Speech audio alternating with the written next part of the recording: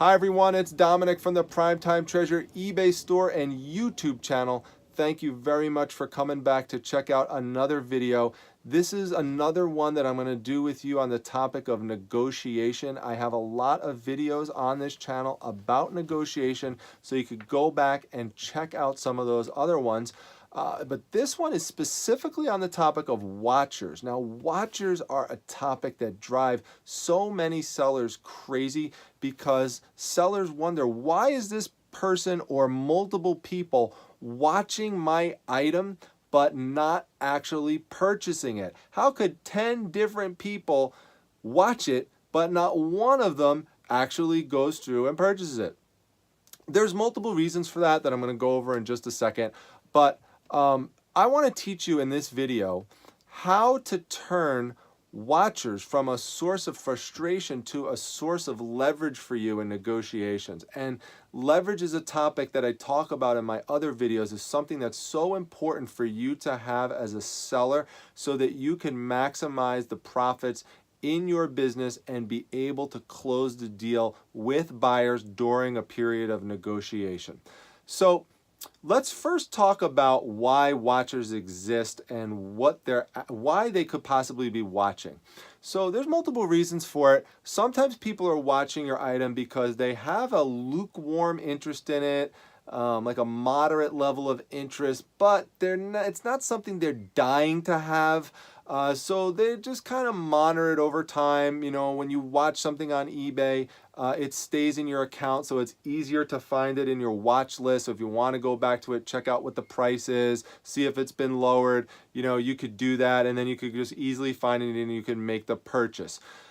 So sometimes people have more than a moderate interest in your item. They are really significantly interested in it. They're very interested in it. They want to get it, but they just, again, they think the price is too high, so they are hoping that it gets lowered over time, and that's why they're watching it. They're willing to take the risk that your item is not going to sell right away because you priced it high at the outset, because you're hoping as a seller that someone will be so interested right off the bat that they'll just come in and grab it. So there are certain items that as a seller it is definitely worthwhile to price that way, but buyers know that that happens because, you know, there's many buyers who are sellers, and buyers are also savvy. So that's something that you want to take into consideration as a possible reason for why people are watching your items. Now, sometimes the watchers are not other buyers, but they are other sellers. They're your competition. They are curious to find out whether or not your item is actually going to sell, so they want to monitor it. They might have a similar one that they're interested in selling, and so just so they don't have to go back and search and check the comps, they just saw that you had it, they put it in their watch list, and they just monitor it over time to see what happens. So there's different reasons different people come in and will watch items. Now, something you'll often see in Facebook groups about reselling is that people will say, and you also could just see this on the internet in general if the topic of watchers comes up, is people will say watchers don't matter. And that is not completely true. The reason why people say that is because you can have 5, 6, 7, 8 watchers on an item and then it doesn't sell. Yet you can have 0 watchers on an item and it does sell. So all that means, though, is that there's not a perfect correlation between watching and buying. But just because there's not a perfect correlation doesn't mean that there's no correlation. And my experience as a longtime eBay seller is that, now remember, I've been selling on eBay back to 1998 when it first started. So a few years after it first started. So, you know, I have a long experience with it. And my experience with it is that there is a strong association between watching and buying. Again, it's not perfect, but there is a strong association. So it's not that watchers don't mean anything, and it's not that they don't tell you anything, because remember, even if the watcher is another seller, watching does tell you one main thing. It indicates a level of interest in your item. That actual action of hitting the button to watch it and add it to your profile means that you have some level of interest in the item. Now, there could be different reasons for it, as I just went over, but it does at least mean that your item is generating interest. And the more watchers that it has on it, the more interest that it's generating. And that's the part that you want to use to your advantage in negotiation. Because what I would tell you is that as a seller, if you have an item that has been up for a while and it has no watchers, and someone comes in and makes a reasonable offer to you, I think that you should be less likely to want to go back and forth and have a prolonged negotiation with that person, as long, again, as that offer is reasonable to you. However, let's say you have a different situation. This is the one I really want you to focus on. Let's just say, for example, you have an item up like this one. This is something I've shown in my other videos. I have it up for sale right now in the Primetime Treasure eBay store. It's a combat gnome. He's in like a sniper position so he can knock out all the vermin that come into your garden. But let's just say you did your research on this and you found that, you know, similar ones of these should sell for, let's just say, around $100, okay? So the cheapest that somebody has it up for sale right now, or a similar one to it, and let's say is 110. So you price it at 100 because you know that these generally can and will sell in that range. But let's say you also picked it up at a garage sale or an estate sale for $3. And so if someone came in and offered you 90, you'd be perfectly willing to take it. But you put it up at 100 because you know that you should be able to generate something similar to that. So, but again, you're willing to take 90. So now let's say that over the course of 5 days, in this example, you've generated 8, 9, or 10 watchers, let's say, on this item. And then finally, after you've generated that many watchers, one of them, you think, you don't know, it could be someone who's not a watcher, but someone submits an offer. And that offer is for $80. And $80 isn't bad, considering that you picked it up for $3. And some of you would say, you know what, I'm just going to take the $80. And there's nothing wrong with that. But this is where research comes in really handy, because if you have already established through your research that this item automatically, you know that it has a track record of selling for around 100, that means, that should tell you that there's going to be other people that are willing to pay that. And it may very well be that this person's willing to pay somewhat closer to that, not just the 80. So let's say you counter the person at 90 and you say, I'm willing to sell this at $90. And they counter you at, let's say, 83 or 85, okay? What you could then do is you could say to the person in the response, you could say, listen, one, I'm selling this for the cheapest on eBay. No one else is selling it for cheaper than I am. And two, what you would say is that this item has 8 watchers, and if I just let it go and don't do any further negotiation, this item is easily going to sell within a couple of days because I have 8 watchers on it. Now, that may not be true, but you could say that with confidence to the buyer. And if you convey that confidence to them, that listen, I have 8 watchers on this, I have 10 watchers on it, I have 16 watchers on it, whatever, and I know that this item is going to sell within a couple of days because of that, you're then kind of flipping the situation onto the buyer to generate leverage on your behalf. You're kind of putting the pressure on them.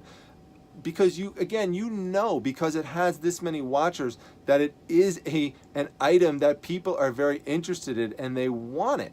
Okay. Now they're hoping that their offer of $80 is sufficient enough for you that you're just going to accept it and you're just going to take it.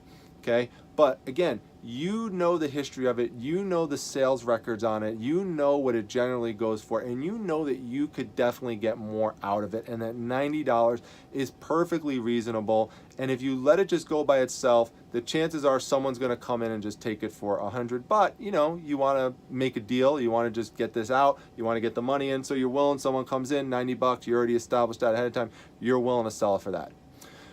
So that's what I would suggest doing, and I will tell you that the vast majority of times that I do that it works.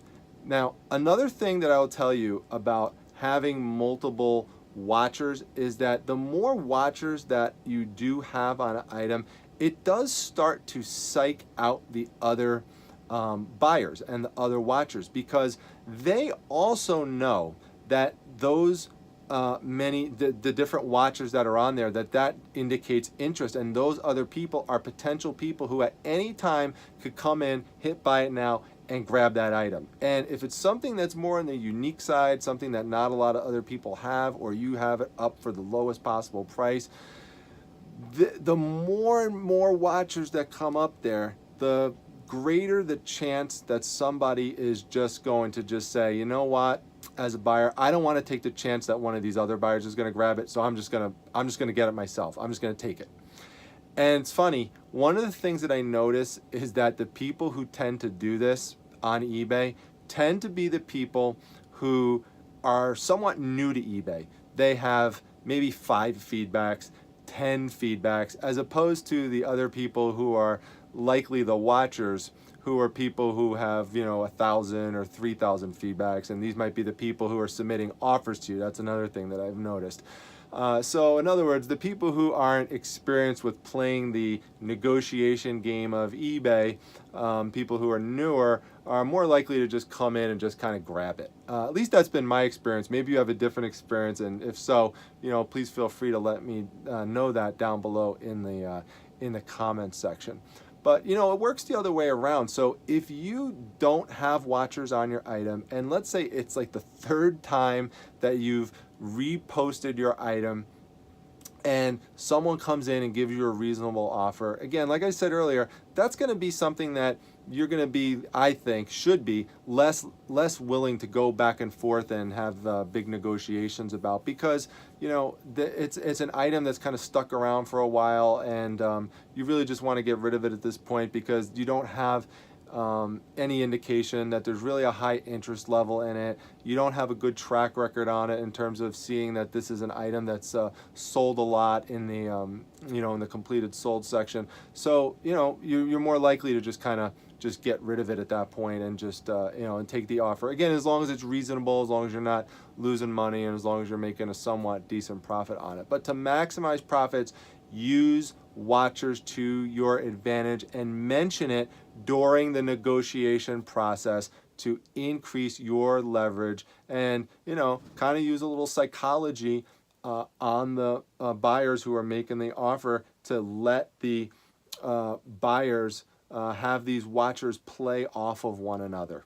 Okay, so that's how you use it, and trust me, if you do it, it's going to work for you the vast majority of the time. So if you try that strategy and it does work, please come back to this video, drop a comment down below, and let me know. I'd love to know that that helped you out in some way. If you have other suggestions in terms of things that you do with buyers to help out in terms of the negotiation phase, let me know that down below, because I like to learn tips from you as well, and I love to see your comments, and I read every one of them. With that, make sure you hit the like button if you enjoyed this video. Make sure you hit the subscribe button so that you could get notifications on other videos that I'm doing. And last but not least, make sure you join my Facebook group, the Facebook Reselling Resource Center. The link is down below in the comment section. A great growing group of people who are dedicated to reselling and helping and supporting one another, and also allows you to promote your own brand and put in links to YouTube channel videos and to websites that have interesting things related to reselling.